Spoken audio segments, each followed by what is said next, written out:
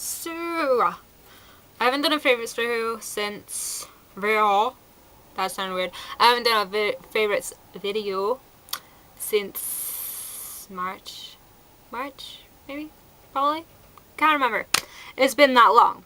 So pretty much my makeup has been the same for the last few months anyways, so let's just bang it all in this one video.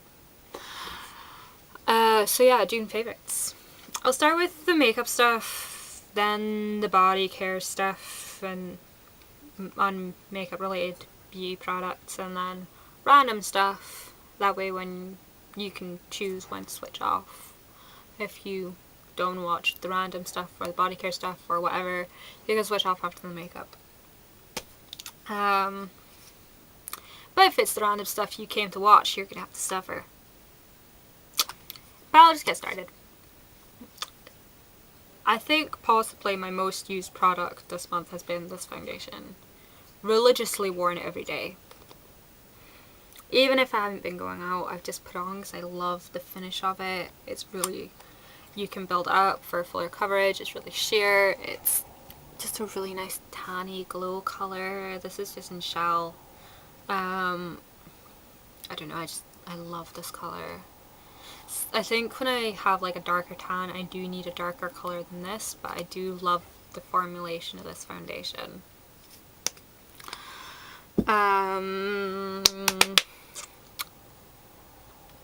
Powder products. I've been setting my foundation this month with Max Factor's loose powder in translucent. Usually using a puff. I do need to get more puffs though, because I have two and it's getting... I wash them after I use them and sometimes out of time, so it'll be handy to have a few spares, so yeah. Sorry, ramble. But yeah, it's just loose powder.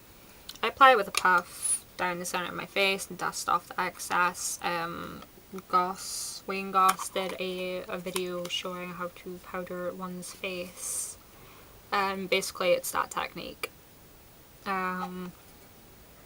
Honestly, this powder is a godsend. I could do my makeup 7:30 in the morning and by 2 o'clock my face is still nice.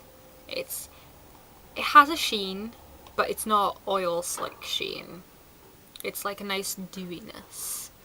So basically I just powder my face lightly at 2 o'clock with the Stay Matte powder and I'm fine till I get home. So yes. My favourite bronzer this month has been the Rimmel one. I used to think this was very orangey, but I don't know. Maybe because I'm more tan right now, it's not quite so orangey. I think it makes me orange in the winter. But I absolutely love this. I have a broken one that's kind of powdery, but I don't... It's really, really messy. I think I'm just going to throw it out. But it's just in Sun Bronze. It's really, really pretty. It has this awesome imprint of a star on it. Well, you know, a sunburst on it. But it's cool. Contouring with the NYX Taupe blush, which has an awesomely huge silver patch. And the blushes I've been going between have been the Natural Collection Pink Cloud blush and e.l.f.'s Peachy Keen. I have been very like concealer happy this month. Usually I don't really use concealer, but I don't know. I don't think I've been getting enough sleep and I've had a little bit of darkness under my eyes, so I've been using the Boing concealer, which I'm really, really loving right now. I never used to like it, but I think it's because I'm darker skinned now, so it works better with my skin colouring. Mascara wise, I've mostly been using the One by One by Maybelline. It's just a really nice, like, it thickens, but it doesn't clump, and it defines, but it's not too lengthening, but I like that because my lashes are long enough already. And it's dark, but it's not stark black. It's like a grade. It's like a greyish black.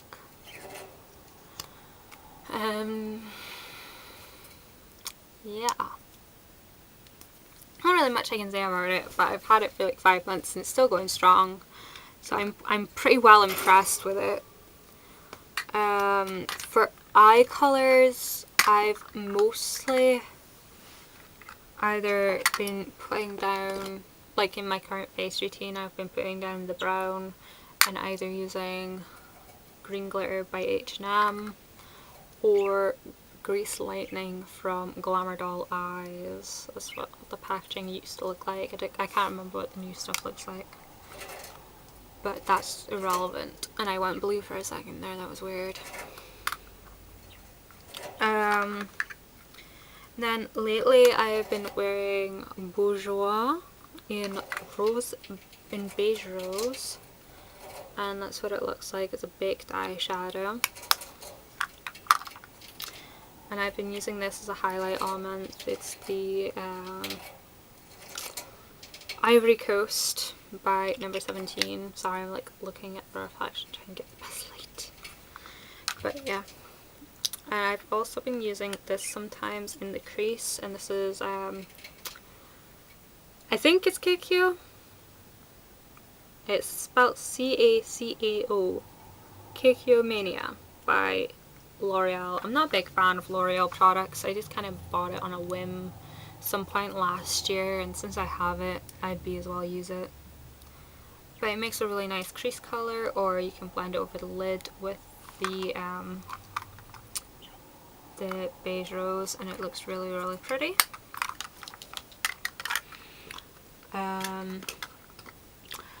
I've been really into purple eyeliner lately. Like, this is... I bought it because I was looking for... I went looking for a purple eyeliner, and I bought this one because it was called Bohemian. And it turned out to be an amazing purple eyeliner. I was looking for a purple pencil liner for my waterline, but I'll still do. I don't use it in my waterline though, I use it as a top lash line and do a little flick with it, and it's really, really pretty. But I'm wearing black today, so you can't really tell, so there's no point telling you that. But yeah. And the last piece of makeup related items are lip products. I have been going between Peach by Revlon,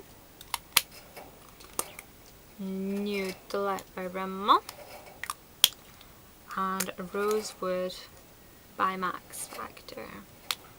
I think mostly I've been using either these two. And if I really want a pop of colour, I'll use Antwerp by, I don't know why I put an accent on there, Antwerp by NYX. I'll swatch this because you can't really tell from the bottle. Look how friggin' amazing that is. It's friggin' awesome. This is one of their soft matte lip creams. I bought this for myself at during my birthday, and I'm so glad I did because it's freaking awesome. I would recommend picking up those products. And I've also been using Revlon Coral Reef. So yeah, that's it for makeup. If you want to switch off now, feel free, because it's about to start getting a lot more random from here on in. Still here? Cool. Right, so let's go on to random stuff. I've been loving this deodorant. I don't think I will buy any other deodorant apart from this. This is Deodry from The Body Shop, and it is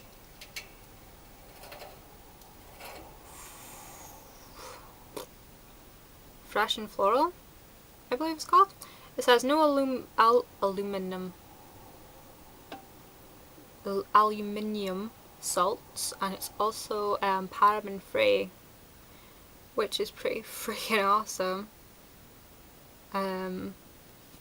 It comes in 3 scents. I just happened to pick up this one because I'm really into florals at the moment. But it's like $2.50. It's just your usual clear stick. It's like $2.50 from the Body Shop. Really quite cheap. Sometimes you can get them on 3 for 2, which is awesome. Or you can buy them in a roller ball, I think it is, you can get. Don't know why I did that motion. You know what to do with a deodorant. Ba ba ba. Shampoos and conditioner. The Root Awakening. I absolutely adore this, which is the conditioning spray for your roots. So I thought I'd try this, and it gives really, really soft, luxurious hair, and it smells so freaking nice. It's gorgeous. So I've been loving these. And it doesn't dry out your hair, it leaves it really soft, and it does give a bit of a lift. It's not like, whoo, you have big hair, but it does give you a bit of a lift up at the roots. Wellspur hair. I've been loving these two products. This is a recurrent favourite from many a month. This one is a semi-new one. I spray this on my roots when I go out the shower, and then usually in the morning or an evening I'll spray this down at my ends, because that's where I tend to get really, really, really dry. And in case you can't tell, I coloured my hair again. So yeah, it has extra damage to take care of, although it's showing up a little bit more red than it is really. I don't know. Whatever. That camera can never show up my hair colour properly. Ever. I've been loving this self tanner. It's Garnier Body, Summer Body. I got it from Boots when they had they were having half off, so instead of paying like nearly £8 for it, I paid like $3.50 or whatever it was. It was something stupid. But I love this. It's the best self tanner I've ever used. But then again, I haven't used that many, so I can't really say that, really, can I? No. But I'd give it a try if you're a bit unsure about self tanners. It's a good place to start. Let's talk fragrances. I've been heavily into perfume lately. Firstly, it was this perfume, the Jennifer Aniston. I believe it has a name in America. This is a 50ml bottle. I bought it at the start of May, so you can tell how much I've used of it. This is actually quite cheap. It's an eau de parfum, but it's not like a cheap smelling perfume. It's got Lily of the Valley. It has amber, sandalwood and musk, I believe. I can't remember. I think it has orange blossom in it as well. I'll look it up. I'm gonna do a perfume favourites videos, and I'll read out the notes of everything, because this will be in the video too. But I know it definitely has Lily of the Valley in it and amber. Those are two favourites of mine at the moment. And I absolutely adore this. And then I bought this Yardley perfume. It's Lily of the Valley, just solely Lily of the Valley. It's just so clean, so fresh. It smells like the Winter Gardens at the Duthie Park. And anyone who's been to Aberdeen must have been to Winter Gardens in Duthie Park. Because if you haven't, you have missed the best floral experience of the city. Probably not of your life, because there's bound to be better gardens someplace else, I'm trying to say. I sound like Porcupine. That's all, folks.